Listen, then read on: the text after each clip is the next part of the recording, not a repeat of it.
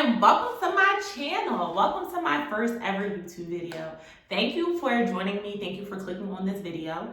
My name is Angel, and just to give you a little background information about myself, I am 26 years old. I am a first grade teacher, and I am the proud alumna of not one, but two HBCUs. I attended the University of Maryland Eastern Shore for undergrad, and I had the privilege of attending the first HBCU, Lincoln University of Pennsylvania, for grad school. So why am I here? Well, today's my son's first birthday. Oh my goodness, I have a 1-year-old. Oh my goodness, I have a 1-year-old. And I haven't introduced him to the world yet. And I know what you're probably thinking, like, Angel, he's 1. What do you mean you haven't introduced him to the world yet? But I haven't posted him on social media yet. And like, when I do, I put an emoji over his face, and friends and family members follow suit. And they do the same thing. So a lot of people might be here to see his face. And I promise you, you will see his face in this video. But I thought, what a better way to introduce him to the world and introduce Mamiana Angel to the world. Yes, that's what I call myself, Mamiana Angel. Than to share my labor and delivery story. I know some of you might say, well, why aren't you starting at the pregnancy? But the pregnancy is a story time of its own. So I'm going to share that at a later date. And I'm just going to jump right into my labor and delivery. But I will say that I had high blood pressure during my pregnancy, and that caused me to have back-to-back ER visits. I'm sharing that because it's relevant to this story. So travel back in time with me to January 15th, 2020. Had a doctor's appointment, and many people may know, prenatal doctor's appointments, the first thing they do is check your weight, check your blood pressure. To check my weight, check my blood pressure, and my blood pressure was high. So, like I said, back-to-back ER visits, high blood pressure due to pregnancy, so I'm a pro at this. They said, Angel, we're gonna send you over to triage. For those of you who don't know, when they send a pregnant woman over to triage, what they do is they hook you up to the fetal monitor. They have a monitor that monitors the baby's heartbeat. They have a monitor that monitors your contractions if you're having any. And they monitor you for hours, you and your baby for hours, to make sure that you're okay. Typically, for me in my experience, it was about 4 hours every visit. So this isn't my first rodeo. Go over to triage with my mom, and we're there. And me and my mom are both pros. So we're like, okay, 4 hours, and then we go home. Because I wasn't due until the 29th. So we're there, and about an hour into my visit, the doctor comes in the room and he says, hey mom, so I've been watching your monitor out there, and your baby's heart is doing like this little dance. So we're actually not gonna send you home. We're gonna move you over to labor and delivery, and we're going to induce you. I said, what?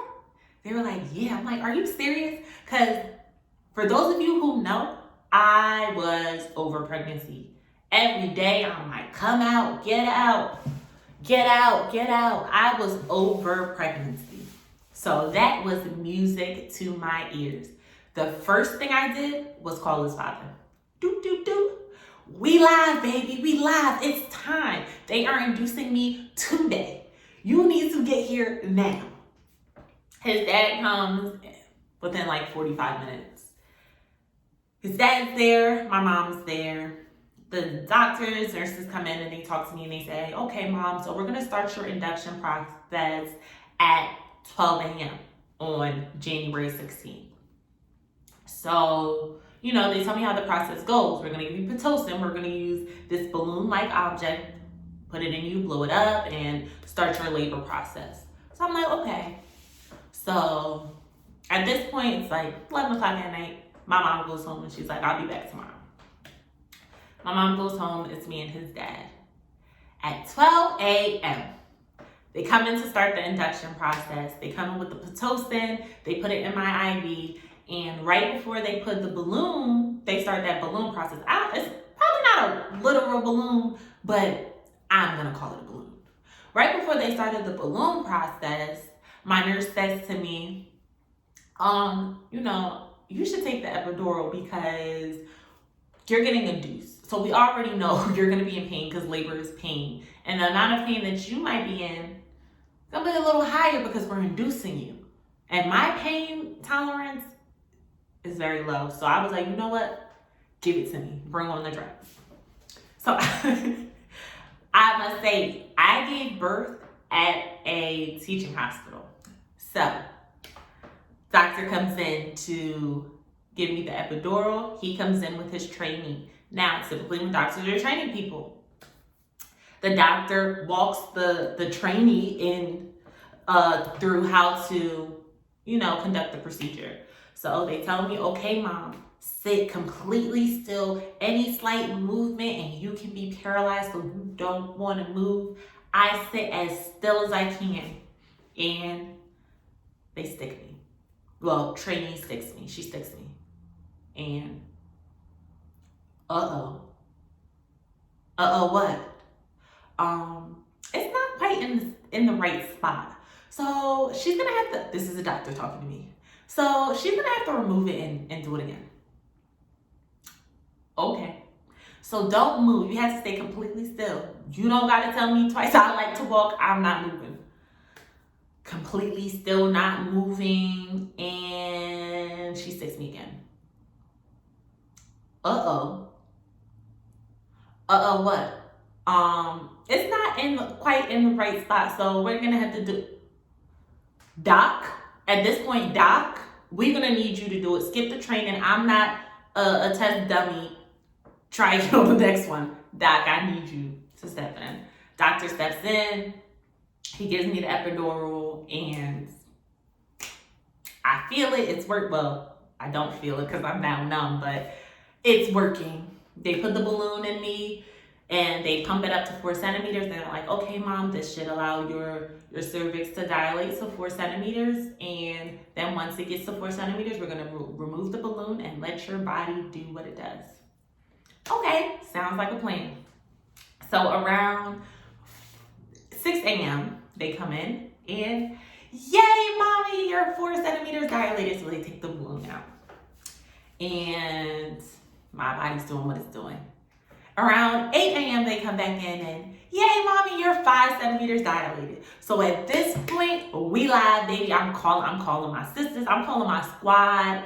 I'm sending in a group chat. My group chat, he's coming. I'm 5 centimeters dilated. I'm putting everybody on high alert. We ready. Around 3 p.m., they come in and check me, and I'm still 5 centimeters dilated. And they're like, not quite sure why you're not progressing, but mommy, we think that if we break your water, that will help your body to speed the process up. So would you allow us to break your water? I'm like, yeah, whatever we gotta do to hurry this up, let's do it. So they break my water at about 3 p.m. At around 4 p.m., the doctor comes in and they're like, Mom, your baby's oxygen levels are dropping. So we're gonna put this oxygen mask on you because as long as your baby's attached to your umbilical cord, whatever you're receiving, he'll receive. So if you wear this mask, he'll get the oxygen. I said, okay. So I put the mask on. At around 6 p.m., they come back to check me again. And I'm still 5 centimeters dilated. So they're like, okay, we are going to check baby's position because my son was what's considered an unstable lie, which means that towards the end of your pregnancy, baby turns, head drops, and the baby gets ready for labor, for delivery. However, my son wasn't staying in that head down ready position. He was moving. That's what an unstable lie means. So just in case you don't know. So they check his position and he is in fact head down. So not quite sure what's going on here. Around 9 p.m., they come in again and they're like, well, Mom, we examined your doctor ultrasound, and baby is in fact head down. However, he's face up. So we think that might be a reason why you're not progressing, because he's technically not in the ideal position for delivery. So we think that if we turn him, that will speed up your delivery process.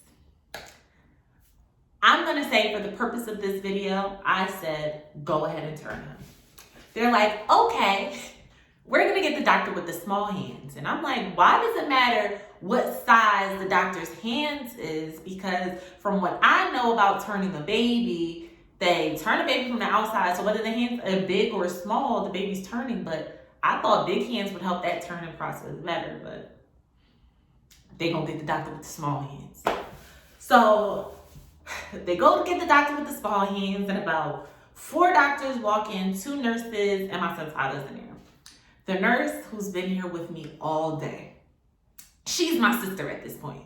She says, you gonna wanna hold his hand, and you gonna wanna push that button. That button that she's talking about is the button that's attached to your epidural that gives you like a extra boost of the medication. So she's like, you gonna wanna push that button. So I'm believing her because she's my sister at this point. So I push the button, I'm holding his hand, and the doctor with the small hands puts her gloves on.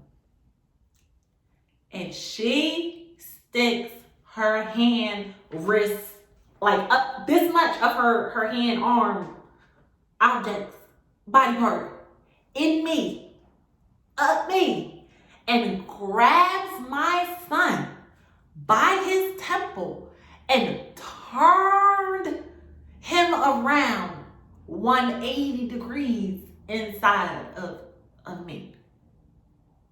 I know a lot of people like to say C-section mamas ain't earned they stripes, but baby, let me tell you, I earned every stripe with that turn because I felt everything. Everything. Epidural was not a thing at that point in time. Worst pain of my life. About 15 minutes after they turned him, my body went into shock. I'm sweating. I had the chills. I feel like I have to throw up. I feel like I have to boo-boo. I don't know what's going on. Nurses are coming in. They put this aluminum foil looking heating blanket on me. They have a cooling rag on my forehead, a bedpan under me. The nurse, my sister at this point, is holding a bedpan right near me so I could vomit if I need to. It was crazy. About 45 minutes of that, and then finally my body is calm and I'm done shivering. I feel okay. I feel, normal. And my squad starts to clear out at this point. At around 12:30, a doctor comes back in to check on me, and she checks on me, she checks me, and she's like, you still 5 centimeters dilated. But mommy, if there's no progress by 5 a.m., we're just gonna give you a C-section. We're just gonna go ahead and take baby. So I said, okay. So dad says to the doctor, like, do I have time to go home, take a shower, get a nap? Because at this point, we're 24 hours in to labor. And she's like, oh yeah, daddy, we have time to go home, take a shower, get a nap, because she's not progressing right now. So there's no way she's gonna go from 5 to 10 in a matter of minutes. So you have time. Go ahead, dad. So his dad leaves, and one of my sisters is still there with me. And they give her a blanket, and she's getting comfortable in the chair to take a nap, and I'm getting comfortable as I can in the bed to take a nap. And as soon as I turn over to close my eyes to attempt to take a nap, my body goes into shock. I'm shaking intensely at this point. At this point, I'm like this. Sorry for the dramatics, but I just need you guys to see. At this point, my whole body is like this. I feel like I got a boo-boo. I feel like I'm gonna vomit. I'm sweating profusely. And the nurse comes in and she's checking the monitors and she's, touching stuff because it's going off at this point. And doctor runs in and she says, we're taking this baby now. You're going to the OR now. I'm like, now? And she's like, now. As she's saying that, she's handing my sister the OR garbs for her to put on. And I'm like, what in the world? I'm calling his dad. I'm like, you gotta come back right now. And he's like, well, I just got home. I'm like, they're taking this baby now, like right now. He's like, right now? I'm like, right now. As I'm on the phone with his father, they're pushing my bed down to the OR. In my mind, I'm like, oh my gosh, his dad might not make it. My sister, they bring me into the OR and my sister sits outside and she's waiting for them to prep me for surgery. They're prepping me for surgery. The anesthesiologist is making sure that I'm really numb. And I'm scared because the top part of my body is still shaking. They strap me down to the bed and I'm still shaking. So I'm like, are my legs moving? Am I okay? Like, she's like, yeah, you're fine. Your legs aren't moving. She's like, can you feel them? I'm like, I can feel, but I can't feel. Like, I could feel them like poking me, but it wasn't any pain. So she's like, okay. So I said to her, can you put me to sleep? She's like, no, I can't put you to sleep because if I put you to sleep, then the baby's gonna come out sleeping. But once he comes out, I can put you to sleep. I said, okay. So a nurse goes out and she's like, okay, I'm gonna go get your family member. She walks out and she comes right back in and she says, oh wait, dad is here. Would you like for him to come in? And I'm like, yes, send him in. So dad comes in and they begin the surgery.